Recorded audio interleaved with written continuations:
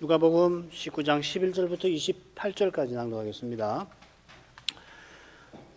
저희가 이 말씀을 듣고 있을 때에 비유를 더하여 말씀하시니 이는 자기가 예루살렘에 가까이 오셨고 저희는 하나님의 나라가 당장에 나타날 줄로 생각함이로라. 가라사대 어떤 구인이 왕위를 받아 가지고 오려고 먼 나라로 갈 때에 그 종 열을 불러 은 10문화를 주며 이르되 내가 돌아오기까지 장사하라 하니라. 그런데 그 백성이 저를 미워하여 사자를 뒤로 보내어 가로되 우리는 이 사람이 우리의 왕됨을 원치 아니하노이다 하였더라.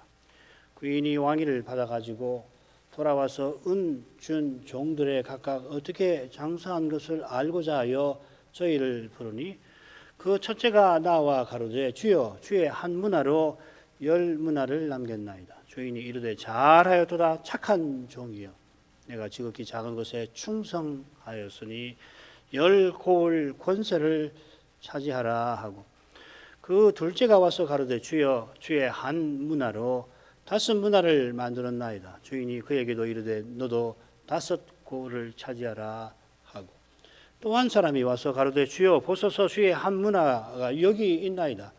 내가 수건으로 쌓아두었나이다. 이는 당신이 엄한 사람인 것을 내가 무서워함이라.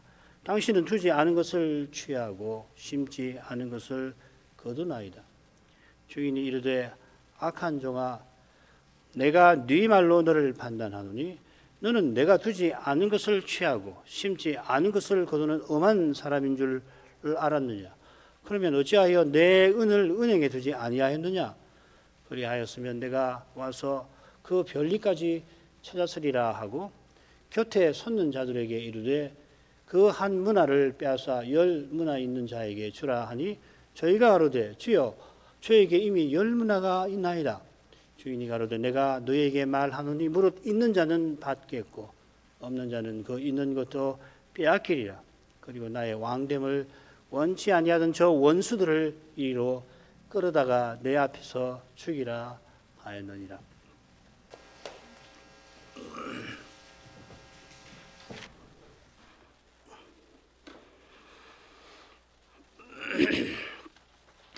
누가 선생은 주님의 마지막 여행 예루살렘 여행에 바로 이어서 십자가 전까지 마지막 예루살렘 사역을 기록합니다. 이 사역은 마가복음과 대체로 비슷한 순서로 기록되어 있습니다. 주님께서 문화 비유를 베푸신 후에 베다니 마을을 방문하시고 다음 날 종려주일이라고 하는데 예루살렘을 입성하십니다. 월요일에 주님께서 성전에 들어가서 정화하시고요.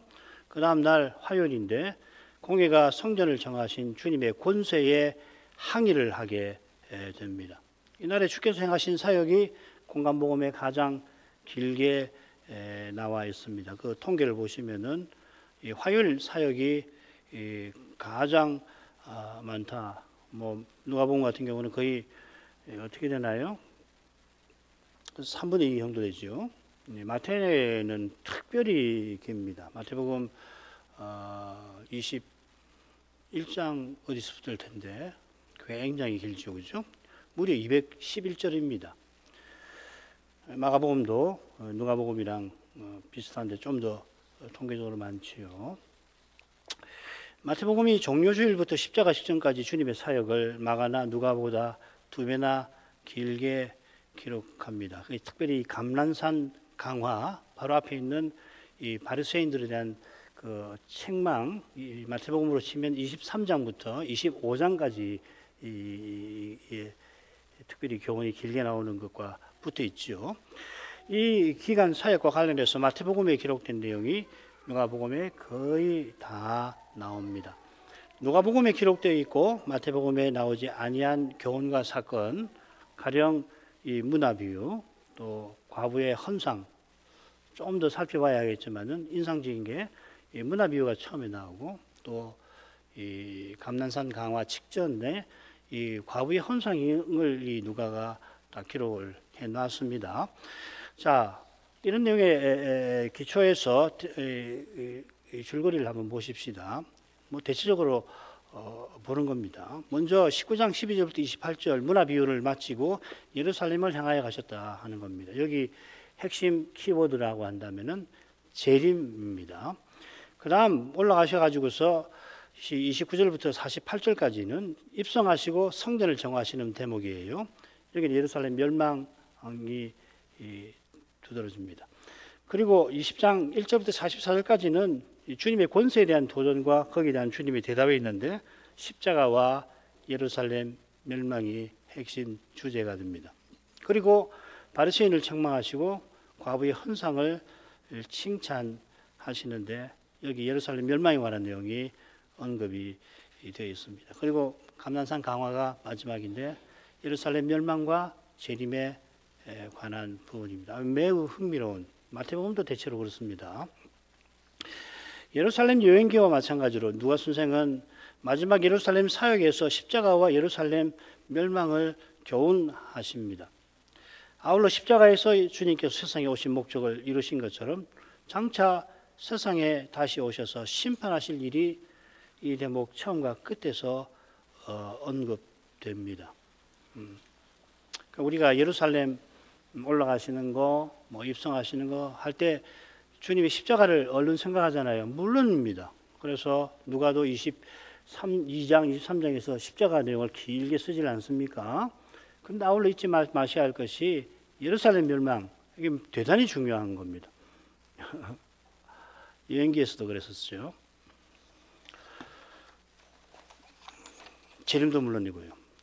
이런 교훈에 초점을 두고서 십자가를 앞두신 주님의 마지막 사역을 우리가 살펴야 하겠죠. 이런 내용은 기회가 닿은 대로 이미 말씀을 다 드렸고요.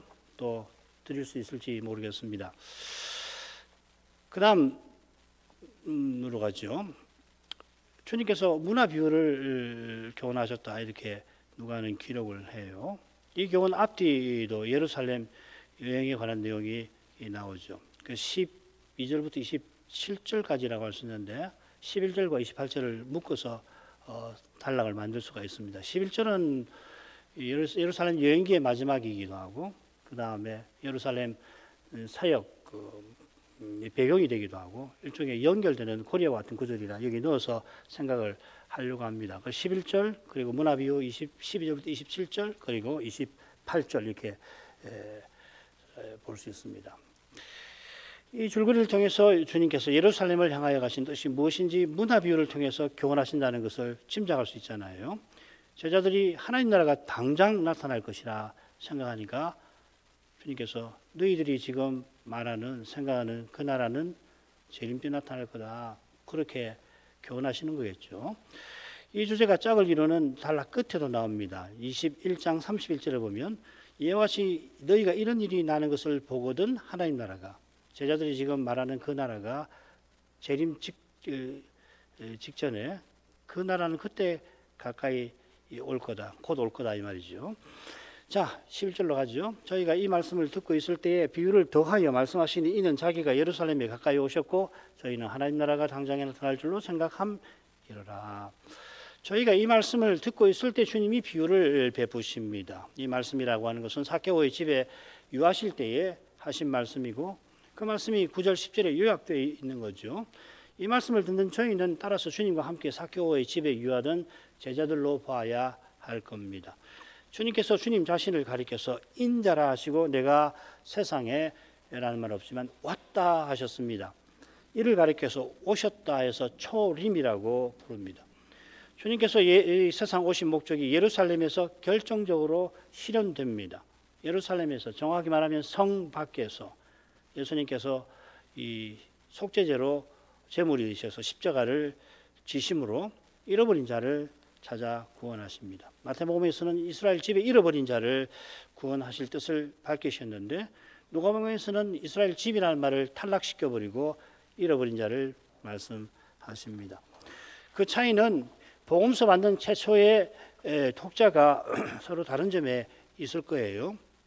마태는 유대인을 겨냥하고 주님의 생애를 저술했고 누가는 이 독자가 언급이 되어 있죠. 데오빌로 가카입니다.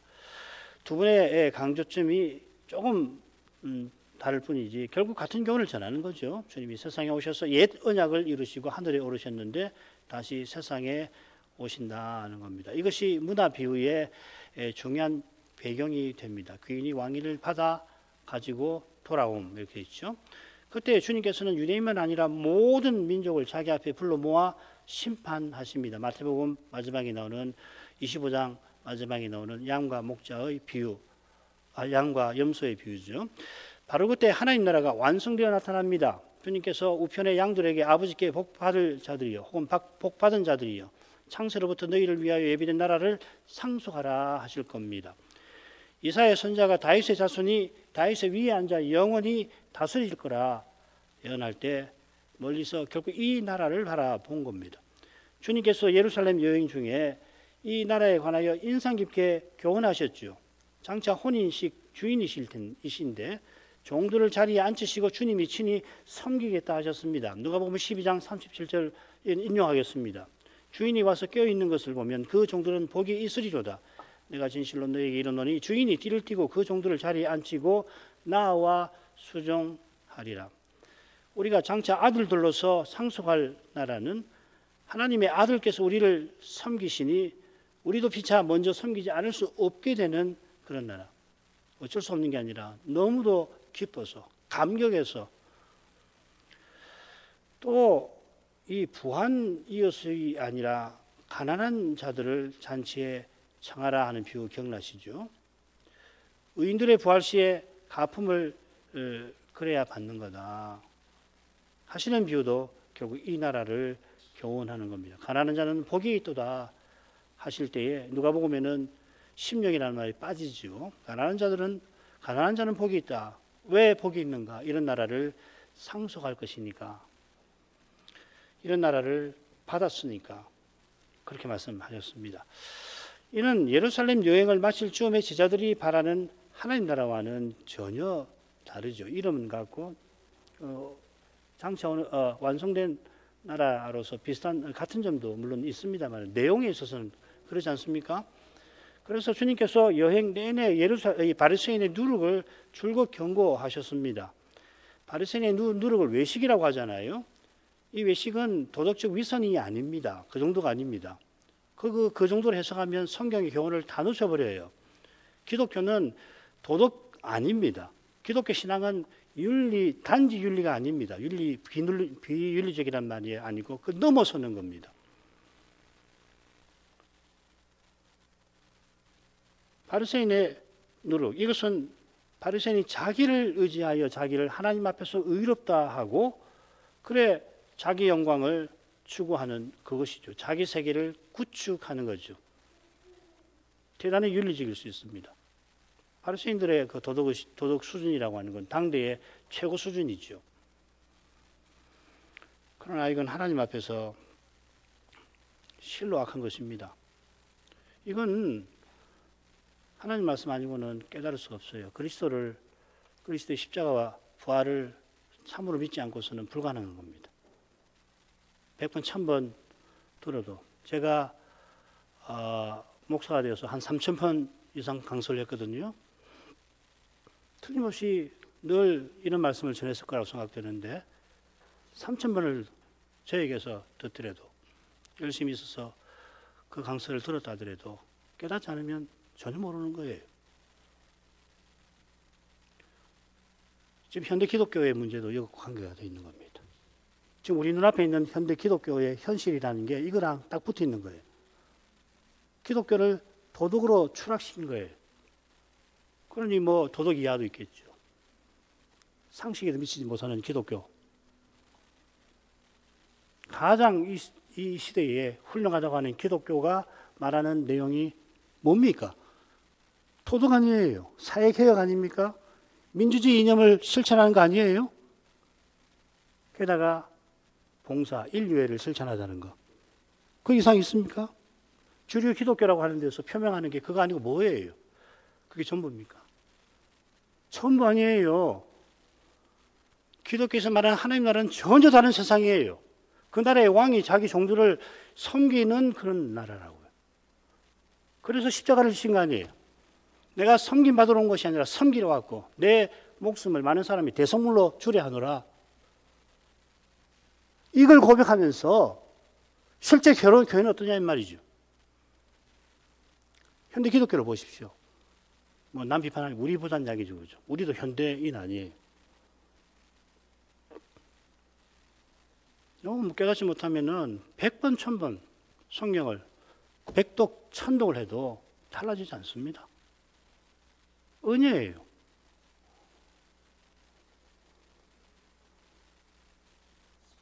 그 외식이라고 하는 것이 얼마나 무서운 건가? 이 배도의 핵심이죠. 사도들이 예루살렘 여행 직전부터 심지어 겟세마네 가는 길에서도 누가 크냐고 다투었습니다. 요한과 야고보는 어머니까지 앞서가지고서 주의 나라에서 하나는 주의 우편에 하나는 주의 좌편에 앉게 명하소서 청탁을 했죠. 이거 여리고 가기 직전에 청탁한 겁니다. 이 청탁은 이제 예수님께서 예루살렘에 도착하시면은 당장 하나님 나라가 나타날 줄로 생각한 것과 붙어 있습니다. 이 나타난다는 말이 굉장히 재미있습니다. 이 찬란하게 모습을 드러낸다는 그런 뉘앙스가 있는 낱말입니다.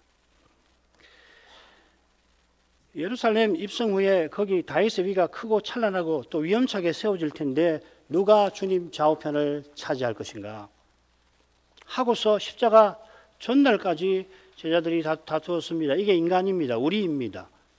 그런 점에서 누가가 주님의 십자가 좌우편에 강도들이 달렸다. 굉장히 의미심장하죠, 그죠? 문화 비유로 가시겠습니다. 주님께서 삭개오 집에서 제자들이 이 주님 말씀을 듣고 있는 것에 비유를 더하여 말씀하셨습니다. 이 더한다는 낱말이 흥미로워요. 특별히 다섯째 대목에 두 번 더 나오는데요. 지금 우리가 살피는 게 다섯째 대목인데 그 다섯째 대목이라고 하는 것은 1쪽에 보시면은 그 제목 바로 밑에 이 누가복음을 6으로 나눈 것 중에 5번째란 말입니다. 제가 써놓고도 불친절했네요. 지금 이 대목에 두 번 더 나오는데 비유에 두 번 더 나옵니다. 그 포도원 농부의 비유인데요. 이 대제사장과 바리새인이 하나님의 아들을 죽이고 언약의 나라를 자기 세상 만들려고 하다가 심판받는다는 교훈을 전하잖아요. 그 전에 하나님이 종을 보내고 또 보내고 할 때 나옵니다. 그걸 다시라고 번역을 했습니다. 동사인데 부사로 그렇게 풀어서 번역을 했습니다. 선자를 보내고 또 보내셔도 이스라엘의 지도자는 선자를 듣지 않고 핍박하였다 이 말이죠.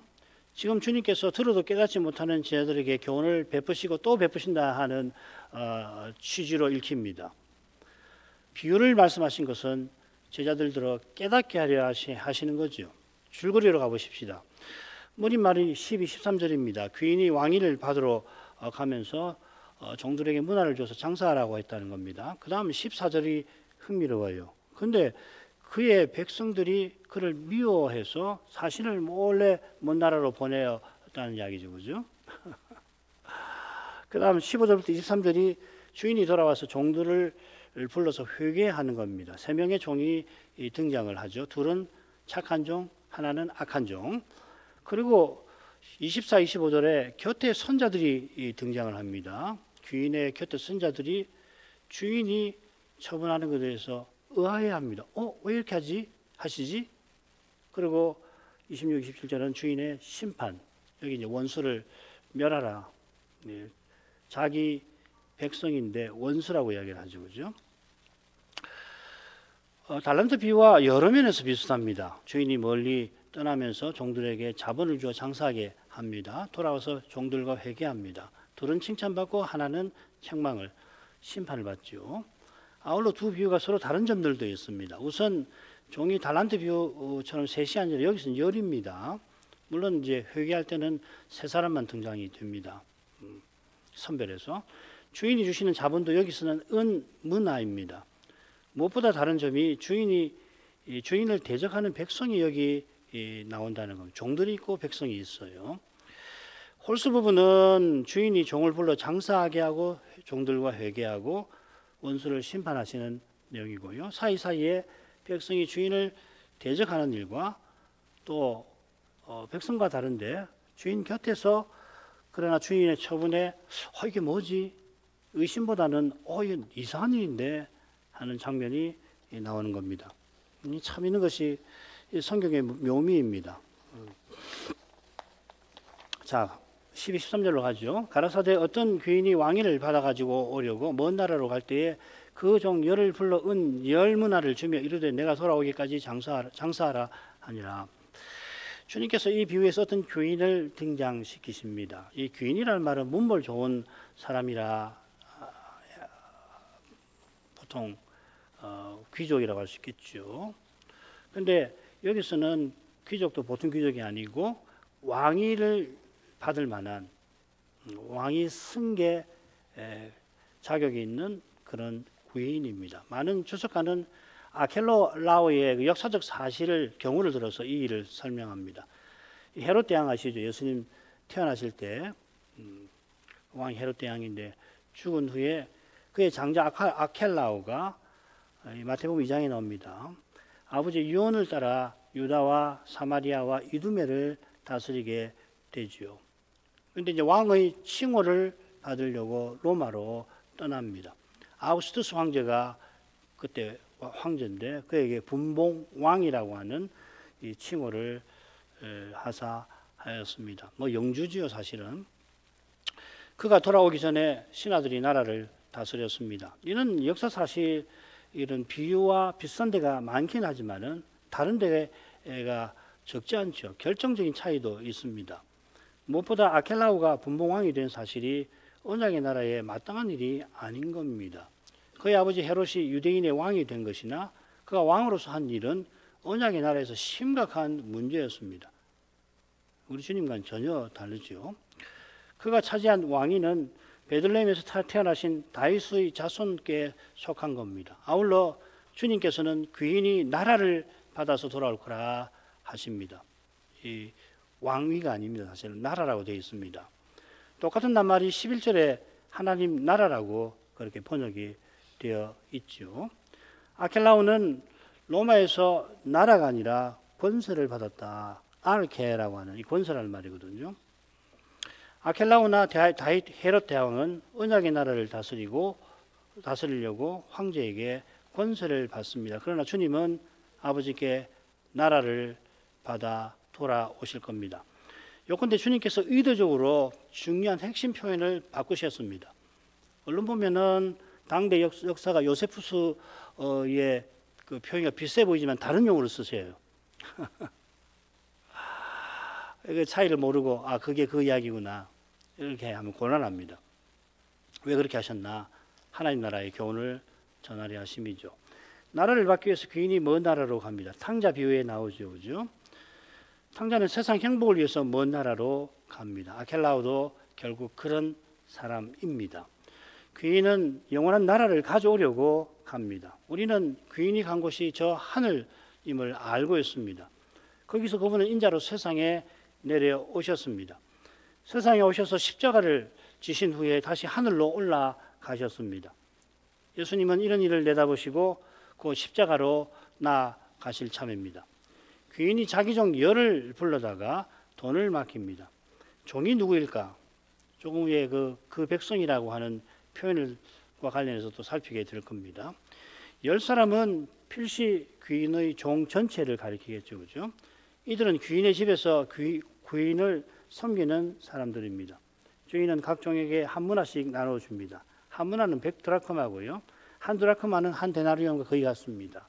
한 데나리온은 당시 노동자의 품삯이니까 하루 품삯이니까 한 문화는 100일치 품삯이 됩니다.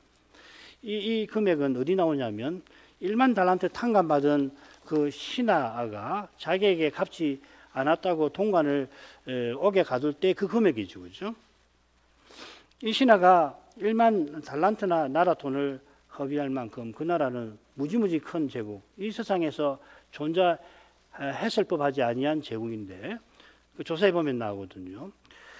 그 제국에서 일하는 신하에게도 100데나리온은 적지 않은 돈이었던 것 같습니다. 요컨대 한 문화는 당시 적지 않은 자본일 겁니다. 주님께서 잃었다가 다시 찾는 비유에서 여인이 10드라크마를 이런 예를 드셨죠. 그죠? 이 10드라크마는 죽었다가 다시 이 살아난 둘째 아들에 해당되는 그런 가치 아니에요. 아버지가 재산 절반을 선뜻 내어줄 만큼 탕자는 아버지에게 고귀합니다. 요컨대 문화의 가치를 당시 시세나 요즘 시세로 이제 바꿔가지고 뭐 한 1천만 원이 될 거다. 어떤 사람은 아니 한 1억 정도 될 거다. 그게 이제 어떤 기준으로 보는가에 좀 다르잖아요. 단순히 환산해서 생각해서는 안 되고 그 당시의 그 문화적 배경에 비추어서 혹은 성경의 교훈에 비추어서 가치를 생각하는 것이 좋을 겁니다. 귀인은 내가 돌아오기까지 종들들어 장사하라고 명합니다. 여기 돌아온다고 새긴 낱말이 참 의미심장한 겁니다. 실은 헬라어에 보면은 어디 갔다가 돌아올 경우에 쓰는 낱말이 있어요. 아닌 게 아니라 19장 15절에 여기 이제 돌아온다는 말을 썼습니다. 그런데 주님께서 내가 올 때까지, 귀인이 올 때까지 그리하라 그렇게 합니다. 다시라는 말 쓰지 않아요. 이 낱말이 10절에 인자가 왔다 하실 때 똑같은 낱말입니다. 주님은 이미 오셨고 또 오실 겁니다. 여기 내가 돌아오기까지 하신 것은 주님의 재림을 가리킬 겁니다. 우리는 이미 오셨고 또 오시니까 재림이라고 번역합니다만 성경에는 재림이라는 말 나오지는 않습니다. 재림이라고 하는 용어가 나오질 않아요.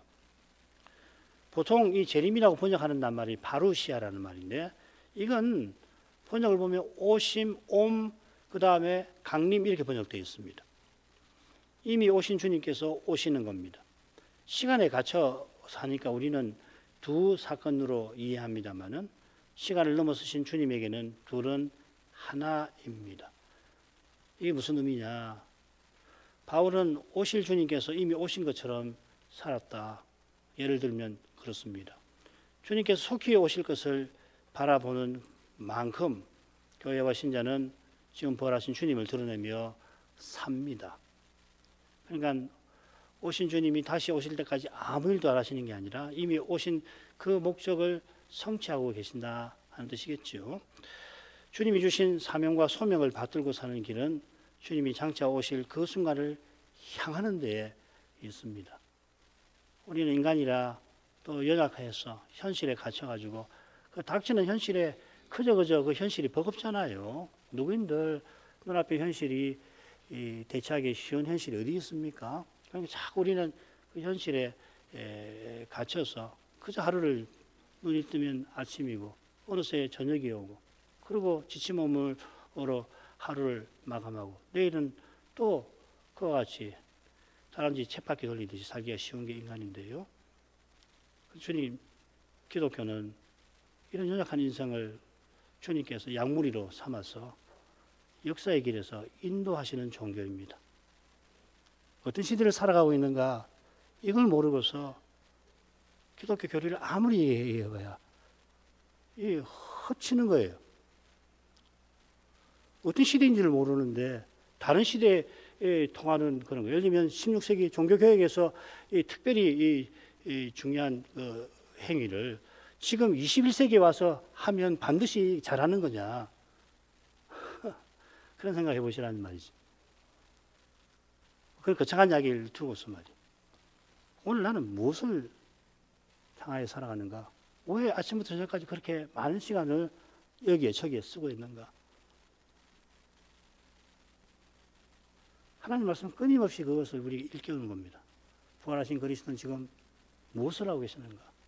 우리가 믿고 의지하는 그리스도는 오늘 나에게, 우리에게 무엇을 요구하시는가? 무엇을 바라시는가? 그거 말이에요.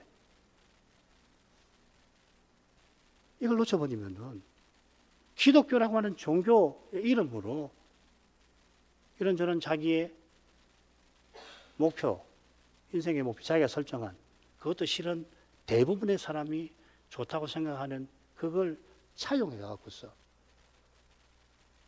지금도 그런지 지금도 그렇겠죠.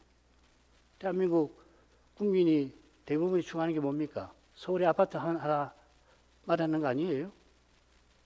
제가 대한민국 국민을 너무 낮춰 말하는 것 같기도 하죠. 뭐 그게 전부는 아니지만 현실적으로 말이에요. 그 이상으로 사시는 분들 많습니다. 지금 나라를 위해서 그렇게 광장에 나가는 분들 뭐 그 이상으로 사시는 분이라고 믿는데요. 그런 분들 많지만은 우리가 솔직하게 지금 21세기 지금 한국에 국민들이 뭘 추구하고 있습니까? 그런데 우리도 마찬가지예요. 신자도 뭐 똑같이 우리가 뭐 남보다 나은 게 뭐가 있습니까? 우리 스스로는 어순이 말한 것처럼 죄와 악밖에 없는 존재 아니에요. 우리가 육의 몸을 갖고 있기 때문에 썩고 부끄럽고 이 약한 문제를 어떻게든지 풀려고 본능적으로 우리는 살고 있는 겁니다. 하나님 말씀 빛이 비치지 않고 성신의 감화하심과 을 따라서 주님의 인도를 받지 않으면 결국 우리가 현실적으로 추구하는 게 뭐냐 이 말이죠. 지금 내가 귀인이 올 때까지 내가 올 때까지 할 때 참 의미 있습니다. 이 기독교 역사를 이해하는 데 대단히 중요한 표현입니다. 자, 14절로 가죠. 그런데 그 백성이 저를 미워하여 사자를 뒤로 보내어 가로되 우리는 이 사람이 우리의 왕됨을 원치 아니하노이다 하였더라. 아니 주인이 이 주인은 나중에 말씀드리겠습니다만 곧 나오겠습니다. 한 고을을 다스리는 영주 같은 사람인데 원님이라고 할 수 있고요. 아니 나라를 받아오면 그 얼마나 환영할 일 아니에요. 그런데 이상한 일이 지금 벌어지는 겁니다. 여기 이상한 일이고 또 이 짝을 이루는 데서도 이상하다 하는 반응이 나온다고 말씀드렸죠. 그 백성이 저를 미워합니다. 이 그 백성은 그의 시민들이라고 번역할 수 있습니다. 먼 나라라고 하는 표현이 탕자비유에 나오는데요. 여기 이 시민이라고 하는 말이 탕자비유에 나옵니다. 그러니까 여기 이 백성이란 말은 그 여리고에서 구걸하는 자가 눈을 뜰 때에 찬양하던 사람들을 가리킬 때 그 백성과 다르단 말입니다. 이 탕자가 먼 나라에 가서 기근이 들려서 들러붙어 살던 사람을 시민이라고 그랬습니다. 그러니까 이 시민은 오늘날 뭐 대한민국 시민과 좀 다릅니다. 유력한 가문에 태어나 가지고 재력이 상당한 사람들을 가리키는 겁니다. 그 사회에 대표할 만한 정치적으로나 사회적으로 유력한 사람들을 가리키는 겁니다. 시민들이 귀인을 미워하고 사자를 뒤로 보내어서 그의 왕되는 것을 반대했다. 주님 시대에 그런 일이 있었습니다. 아켈라오가 로마의 왕위를 얻고자 갈 때에 50명의 유대인 대표가 제가 생각할 때는 제가 찾지를 못했어요. 역사적 문헌을 다 뒤진다고 했는데 시간 관계로 못 찾았는데 이 바리새인들일 겁니다. 황제에게 가서 아켈라오의 학정을 고발하고 우리 이스라엘이 자취하게 해달라고 청원을 하게 됩니다. 이 아켈라오가 바리새인들이 일으킨 소요를 진압하고 3,000명을 죽였거든요. 가기 전에 말이에요. 필시 바리새파가 사자를 황제에게 보냈을 겁니다. 이 사자라는 낱말이 주님의 다른 비유에 사절로 나오죠, 그죠? 유명한 비유, 전쟁하기 전에 화친을 위해서 사자를 보내라. 유대인 역사가 요세푸스가 이 낱말을 유대인 50인 대표에게 똑같이 씁니다. 그럼에도 아켈라오는 왕위를 얻지요. 돌아와서는 또 다른 학정을 행하여서 주후 6년에 구월이 됩니다. 이 일이 있고 30년 지금 못 되어서 주님이 이 비유를 하셨으면 비유를 듣던 사람들이 다들 그 일을 떠올렸겠죠. 흥미롭게도 주님께서는 바리새인들이 아켈라오를 반대하던 그 일을 들어서 아켈라오를 반대하던 그들이 주님을 미워하여 죽이려고 하는 일을 암시하시는 것 같습니다. 비슷한데 정반대죠, 그렇죠? 이 미워한다는 낱말을 다 찾아보면은 절반이 이 핍박을 가리켜 사용됩니다. 바리새인이 주님을 미워하게 된 것은 자기 영광과 세상을 추구한 데 있는데 그건 결국 주님이 하나님 나라 왕되심을 원치 아니한 것이겠지요. 그 다음으로 가겠습니다. 15절 드디어 귀인이 나라를 받아 가지고 돌아옵니다. 귀인이 왕위를 받아 가지고 돌아와서 은준 종들의 각각 어떻게 장수한 것을 알고자 하여 저희를 부르니 귀인이 나라를 받았으면 이제 왕이지요. 이 사실이 저희를 부르니 하는 표현에 암시되어 있습니다. 13절에서는 귀인이 종들을 직접 부릅니다. 여기서는 사람을 시켜서 부릅니다. 이게 그 다음 부분에 몇 절이죠? 24절에 나오는 곁에 선 사람들하고 붙어 있을 겁니다. 그건 나중에 오후 시간에 또 설명해 드릴게요. 왕은 은준 종들이 각각 어떻게 장사한 것을 묻습니다. 장사하면서 문화를 주었으니 어떻게 장사했는지 살피는 겁니다. 똑같이 장사했다고 새기는데 여기서는 조금 다릅니다. 철저히 성실하게 장사한다는 뜻을 가진 낱말을 써요. 예컨대 왕은 장사한 결과만이 아니라 장사하는 그 한 태도도 중요하게 생각을 하고 있다는 것을 보여줍니다. 자, 그 다음으로 가죠. 16부터 19절. 그 첫째가 나와 가로되 주여 주의 한 문화로 열 문화를 남겼나이다. 주인이 이르되 잘하였도다 착한 종이여 네가 지극히 작은 곳에 충성하였으니 열 고을 권세를 차지하라 하고 그 둘째가 와서 가로되 주여 주의 한 문화로 다섯 문화를 만들었나이다. 주인이 그에게 이르되 너도 다섯 고을을 차지하라 하고. 처음 두 종은 착하고 충성된 종입니다. 둘은 주의 한 문화로 각각 열 문화 다섯 문화를 남겼습니다. 달란트 비유에서는 이 충성된 두 종이 각각 다섯 달란트 두 달란트를 받아갖고서 각각 똑같이 두 달란트를 남겼죠. 달란트는 문화의 60배 쯤 되니까 다섯 달란트는 한 문화의 300배, 두 달란트는 120배나 됩니다. 다섯 달란트, 두 달란트 받은 종은 각각 한 배씩 이문을 남겼는데 본래 자본이 워낙 크니까 남긴 이문도 많은 셈입니다.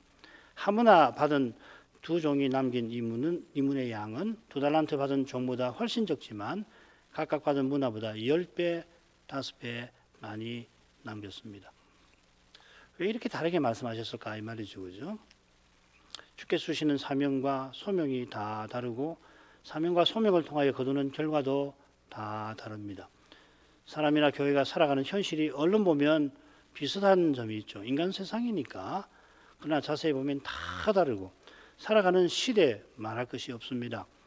사람도 어떤 현실이 더 벅차고 어떤 시대가 더 힘든지 판별하는데 주님은 아예 말씀 논할 것이 없겠죠. 주님께서 원하시는 대로 종들을 일으키시고 쓰십니다. 가령 바울 같은 이는 모든 사도보다 더 많이 수고하게 하셨습니다. 바울보다 위대한 선교사 같고 더욱이 그보다 위대한 신학자도 없을 겁니다만 무엇보다 그분은 다른 사도들과 선지자와 더불어서 교회의 틀을 이루었습니다. 어거스틴, 루터, 칼빈 이런 위대한 종들이 중요한 역사 시기에 주님의 위대한 일에 쓰임받았습니다. 그처럼 우리가 알지 못하는 수많은 종들이 사람이 볼 때는 앞서 일간 종들에 비해서 덜 중요한 시대에 덜 중요한 방식으로 쓰임을 받았습니다. 심지어 어떤 종들은 사람 눈에 포착되지 못한 채로 살다가 세상을 떠났을 겁니다. 그러나 주의 형용하신 눈은 사람의 눈과 달라서 이 순간에도 주님을 전심으로 향하는 자를 향하여 능력을 베풀고 계십니다. 이 말씀은 그렇게 여호와를 순전하게 의지하던 아사 왕이 아람 왕을 의지할 때 선지자가 책망한 말씀에 나오는 거죠. 그러나 이 시대에 부활하신 주님을 전심으로 바라보는 교회와 신자는 이 말씀에서 사명과 소명을 이룰 힘과 지혜를 발견합니다. 이처럼 주를 바라며 주신 힘과 지혜로 두신 현실에서 누가 보든 말든 누가 알아주든 알아주지 않든 시대적 사명과 소명을 이루는 교회와 신자에게 장차 주님은 잘하였도다 착한 종이여 네가 지극히 작은 것에 충성하였도다 하고 칭찬하실 겁니다. 이 칭찬은 주님께서 내가 줄일 때에 너희가 먹을 걸 주었다 하신 것과 비슷한 면이 있습니다. 양들은 이 칭찬을 듣고서 주님 우리가 언제 주님께 그렇게 해드렸습니까? 할 것입니다. 우리가 이 말씀을 배웠는데도 그때 가면 그렇게 될 거예요. 왜 그렇게 될까요? 그리스도와 같아지게 하셨으니까 지금보다 피할 수 없이 순전한 영혼이 되어 있을 테니까. 그러니까 양들은 주님께 받은 것밖에 생각나지 않으니까 해드린 게 없거든요. 내가 해드린 게 뭐가 있지? 다 받은 것밖에 없고 내가 주의 뜻을 쫓아 행한 것이 있더라도 그거 다 받은 은혜로 한 거 아니에요? 해드려서 조금이더 쓰임을 받았더라도 내 행한 것이 뭐 잘나서 쓰임을 받습니까? 주님께 쓰시니까 쓰임 받는 거죠. 아무리 뭘 사람 보기 훌륭한 일을 했더라도 쓰지 않으면 그만인 거 아니에요? 김홍재 목사님 이야기를 뭐 좀 하고 가겠습니다. 김홍재 목사님 강설이 돌아가신 지 수십 년이 되고 난 다음에도 지금도 굉장히 많이 읽히거든요.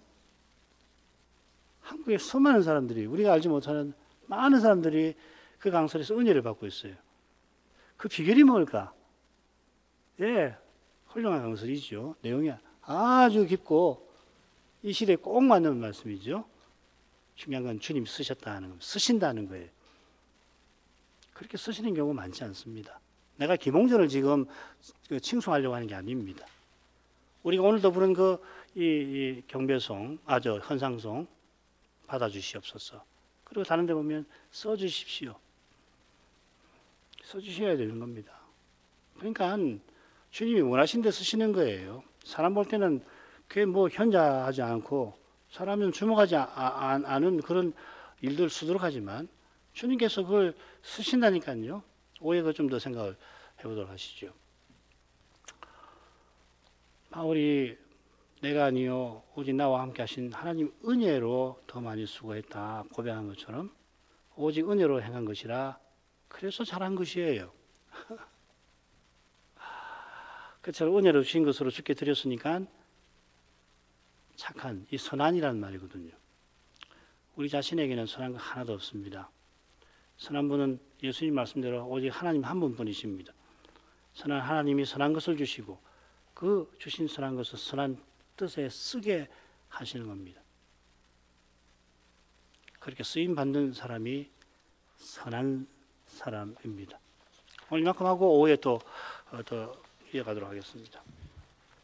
거룩하신 아버지, 예수께서 마지막 예루살렘 여행을 거의 마칠 무렵에 제자들을 사랑하셔서 꼭 필요한 말씀을 비유로 가르쳐 주셨습니다. 그들이 모든 것을 다 버리고 주님을 쫓아 여기까지 이르렀고 예수님의 말과 일에 능한 선지자 정도를 알던 무리와는 달리 주는 그리스도시요 살아계신 하나님의 아들이시라고 바르게 고백하기까지 하였습니다만 예루살렘에 도착하게 되면 하나님 나라가 당장에 찬란하게 나타날 줄로 생각하고 그 나라에서 누구보다 가장 높은데 예수님 가장 지근거리에 이를 생각을 주님을 가장 친근히 하는 것이 아니라 주님의 그 권세에 가장 가까이 다가가기를 바란 상태였습니다. 주님께서 여행 내내 바리새인의 누룩에 대해 경고하셨지만 바른 고백을 드리던 그때처럼 이제도 스스로는 하나님 나라에 들어갈 수 없는 그런 형편에 놓여 있었습니다. 주님이 그들이 바라던 나라는 장차 다시 오실 때 나타날 거라 가르쳐 주시고 그때까지 주의 종은 마땅히 어떻게 행해야 할 것인가를 교훈해 주신 줄 압니다. 이런 교훈에도 불구하고 제자들은 십자가 지시는 주님을 버리고 부인하고 심지어 어떤 제자는 악한 종과 같이 주님을 팔아버리게 될 것입니다. 주님께서 그 길에서 제자들을 위해서 그들의 믿음이 떨어지지 않도록 간구하고 계신 줄 압니다. 오늘 저희가 교회로서 존재하고 있다면은 저희 마음에 거룩한 교회로서 쓰임을 받기를 원하는 그 마음이 우리 마음자락에 있다면 그 이유가 우리 주님께 주님의 은혜에 있음을 고백합니다. 자비하신 아버지, 저희가 예수님을 전심으로 바라도록 이끌어 주옵소서. 예수님 이름으로 기도합니다. 아멘.